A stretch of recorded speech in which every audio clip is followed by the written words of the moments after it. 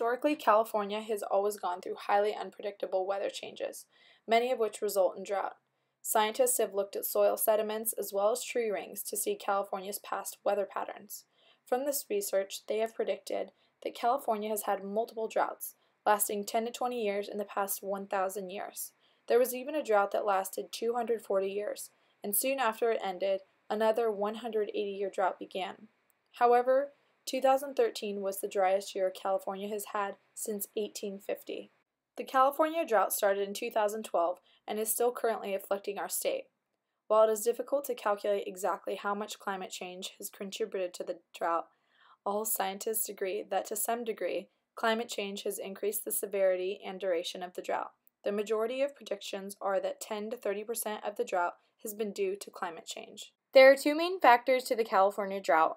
The first is natural weather variability that has caused droughts in California and other regions of the planet long before humans began changing the climate. In California especially, part of the natural variability is due to a high air pressure ridge in the atmosphere along the California coast.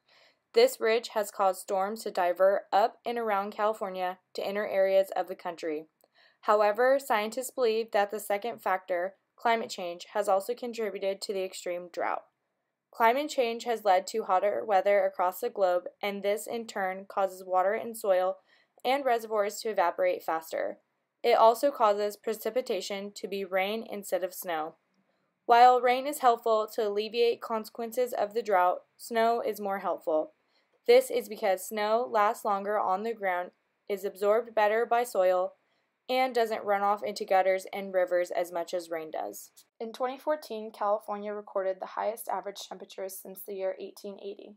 It is evident that California has been experiencing the most severe drought it has seen in more than a century.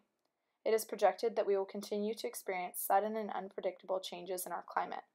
According to the California Farm Bureau, California is the leading agricultural state in the nation, responsible for the growth and production for over 45% of the nation's produce. You can see how 80% of California's water is used for agricultural purposes. The remaining 20% of California's water goes to urban and industrialization purposes. California's current 38.8 million residents are only expected to increase in years to come. In a time where water demands are increasing for a heavy populated and intensive agricultural state, a shortage of water supply is bad news. The main current issue we are facing with today's drought is the low Sierra Nevada snowpack. In early spring of 2015, a survey found a record low of 5% of normal snowpack in the Sierra Nevada due to low temperatures. The State Water Project receives water from the Sierra Nevada and delivers it to 29 urban and agricultural water suppliers all across California, including Northern California, San Francisco Bay Area, San Joaquin Valley, the Central Coast, and Southern California. This accounts for more than 2/3 of California's residents.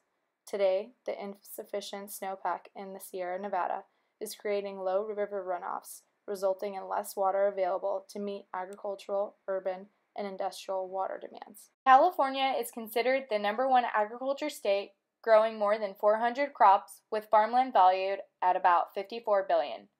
As of right now, on a calorie basis, the state is able to provide more than enough for our population. There are currently 7 billion people on the planet, and that number is estimated to increase to 9.2 billion by 2050. While society continues to grow, food production must increase as well in order to feed the ever-expanding population. As the drought continues and water conservation is not imperative, many things may change in the United States food source. Even with the drought, California has been able to remain the #1 agriculture producer in the United States. With that, many things in the industry have had to change in order to keep producing. State water levels have been cut back. This year's farmers have been allocated 0% of state water due to the ongoing drought. The cost of farming has blown through the roof, mainly because there is not enough water. Many have paid thousands of dollars to drill wells, only to result in finding no water. Last year, farmers harvested 6,400,000 less acres, a 9% drop in production compared to previous years. If this production continues, the United States domestic food production grows slim. With the change in resources, the industry has been forced to change original ways of food production. Improving water technology and sustainability has been imperative to farms' ability to stay afloat. Previous irrigation methods are simply no longer due to the water issue. Fields once previously flood irrigated are now managed by drip irrigation and water-efficient sprinklers.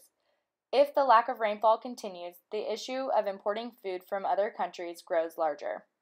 Importing all of our food from other countries is truly a daunting idea because it forces us to rely on another country for an essential need. As most like to point fingers on who is responsible for the drought, it is important for all of us to play our part in conserving water in order to support the country as a whole. At this point in the drought, California, especially the San Joaquin Valley, is in dire need of emergency relief. California Senators Dianne Feinstein and Representative David Valadao have introduced several bills to provide assistance from the federal government. In May 2014, the Senate passed an Emergency Drought Relief Act proposed by Senator Feinstein that provides federal and state water agencies with additional flexibility to deliver water where it is most needed. This bill is described as a narrowly focused bill that addresses short-term solutions to the dire effects of drought in California, with the aim of maximizing water supplies while operating within environmental laws and regulations. In 2015, Feinstein again introduced emergency drought legislation, this time with long-term solutions addressed. This bill sought out federal support for desalination projects, building of new reservoirs, water recycling projects, and expand protections for fish and wildlife.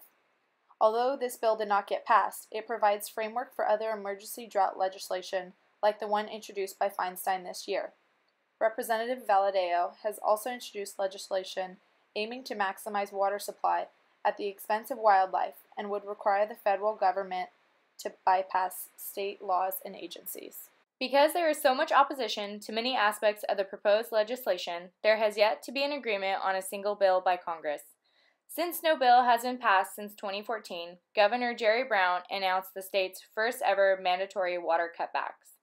This has included a 25% water use reduction in every city, the replacement of 50 million square feet of lawn with drought-tolerant landscaping, and increased enforcement of water restrictions. According to a government study, the average household water use per person is 80 to 100 gallons of water per day. With a population of about 38 million, Californians use about 4 billion gallons of water daily. With just a 10% cut in total use, it would save 380 million gallons of water per day. Having the mentality that personal everyday household water conservation doesn't make a difference is far from the truth. Educating people on how much water they use each day is a great way to start a conservation movement. A full bathtub uses up to 36 gallons. Old showers use 5 gallons per minute. Dishwashers use anywhere between 6 and 16 gallons. Newer toilets use about 1.6 gallons, and outdoor watering uses 2 gallons per minute. These numbers start to give an idea on how quickly household water uses could skyrocket. We met with Callie Alexander, a student at Cal Poly, to talk about some water issues in San Luis Obispo. How much our water bill is every month? Actually, I couldn't tell you. I know some months it's more than others, but I mean, we live in a house with 6 girls, and I think the majority of our parents pay our bills, so it's kind of like, we know it is expensive, but we don't monitor it that closely. I definitely think that if there was like something there telling us how much we're using and being more conscious about it like that, I think we would be. We'd be just more aware. I'm from Merced, and my grandparents farm, and they are living, like they live off of a well, and it went dry and they lived with us, so we're aware of it, but I think that if there was something telling us how much we're using, we'd be able to gauge how much less or more we could use. Key to getting people to conserve water may take nudging them in the right direction. Using nudge theory is one method to reduce the amount of water used by businesses and residencies. One of the most efficient ways to nudge a community of people to use less water is through advertisements and billboards that promote a water-conscious way of thinking. Current advertisements to save water may already say things like, "Serious drought, please save water," but that message could be improved through framing. One idea would be to make the message personalized, instead of making it seem disconnected from each individual. The message saying, "Serious drought, please save water," makes it seem like the end goal will not affect each individual. Framing the advertisement to say something like, "Each drop you save helps feed your children," could be more effective. Personalizing the message through framing will help people see that their actions of saving water will truly help their community and themselves. Another method to nudge people to save water is through data integration. One way to do this is to provide people with the data on how saving water directly translates into more healthy food. Providing data that says something like, every gallon you save can grow one more fruit or vegetable crop, will give people feedback on where their water is going. Their conserved water is growing healthy food for themselves and their children, and that would further nudge people to conserve even more. Using nudge theory to push people towards saving water is an effective strategy to provide more water for agriculture.